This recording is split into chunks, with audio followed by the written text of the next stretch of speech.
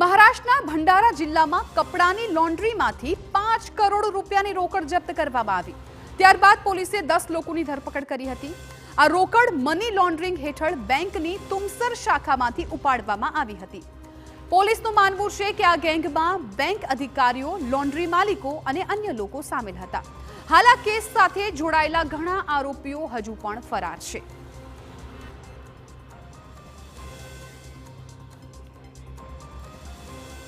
તો મહારાષ્ટ્રના ભંડારા જિલ્લામાં કપડાની લોન્ડ્રીમાંથી 5 કરોડ રૂપિયાની રોકડ જપ્ત કર્યા બાદ પોલીસે આ કેસમાં અત્યાર સુધીમાં 10 લોકોની ધરપકડ કરી છે। આ ઘટના મંગળવારે બની હતી, જ્યારે પોલીસે માહિતી મેળવ્યા બાદ સર્ચ ઓપરેશન શરૂ કર્યું હતું અને શંકાસ્પદ રોકડ જપ્ત કરી। અગાઉ 8 આરોપીની ધરપકડ કરવામાં આવી હતી, જ્યારે મંગળવારે વધુ 2 શંકાસ્પદોની અટકાયત કરવામાં આવી છે। આ મામલાની માહિતી આપતા ભંડારા જિલ્લાના એસપી નુરુલ હસને કહ્યું કે આ રોકડ એક કોર્પોરેટ બેંકની તુમસર શાખામાંથી લાવવામાં આવી હતી। આ રકમ આંતરરાજ્ય ગેંગ દ્વારા છેતરપિંડી કરવામાં આવી હતી।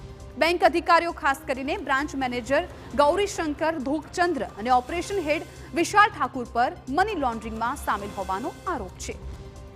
આ લોકોએ સામાન્ય લોકો પાસેથી પૈસા ઉપાડી લોન્ડ્રીમાં જમા કરાવ્યા હતા અને આ પછી પૈસા રાજ્ય બહારની ગેંગને આપવાના હતા।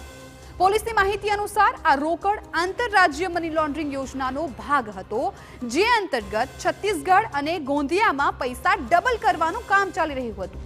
આ ટોળકી સામાન્ય લોકોને તેમના પૈસા ડબલ કરાવવાની લાલચ આપતી હતી અને આ છેતરપિંડીમાં બેંક અધિકારીઓની પણ ભૂમિકા હતી। આરોપી બેંક અધિકારીઓએ આ પૈસા લોન્ડ્રીમાં રાખ્યા હતા, જ્યાંથી તેને અન્ય સ્થળોએ મોકલવાના હતા। સંગઠિત અપરાધના આ મામલાની માહિતી એન્ફોર્સમેન્ટ ડિરેક્ટર એટલે કે ઈડી, આવકવેરા વિભાગ અને ભારતીય રિઝર્વ બેંકને પણ આપવામાં આવી છે।